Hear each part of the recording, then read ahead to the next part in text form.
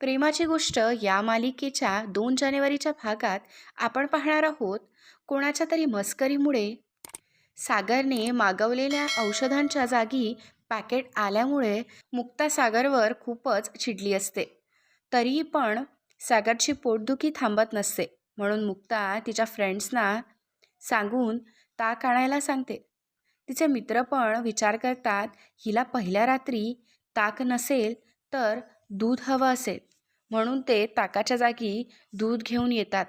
पण जेव्हा सागर ताक म्हणून ते पितो आणि ताकाच्या जागी दूध आले म्हणून सगळं बाहेर काढतो, ते बघून मुक्ता त्याच्यावर हसते. तर सागर चिडून म्हणतो, तिथे मी आधीच पोटदुखीने हैराण झालो आहे आणि तुम्ही मला दूध पाजताय. तर मुक्ता म्हणते, दूध नाही ताक आहे ते. सागर तिला म्हणतो, ही बॉटल घे आणि स्वतः बघ. तेव्हा तिला कळतं की ते दूधच आहे. मुक्ता मैत्रिणीला म्हणते, ताकाचं दूध कसं झालं ग? तर सागर पुन्हा चिडून म्हणतो, तुमचं तोंड बघून झालं असेल. पण मुक्ता त्याला म्हणते, माझं तोंड बघून नाही, तुमची पोटदुखी डोक्यात गेली असेल. सागर आणि मुक्ता मधील भांडण वाढतच जात असतं. त्यामुळे असेच अपडेट्स सगळ्यात आधी बघण्यासाठी आत्ताच आपल्या यूट्यूब चॅनलला सबस्क्राईब करा.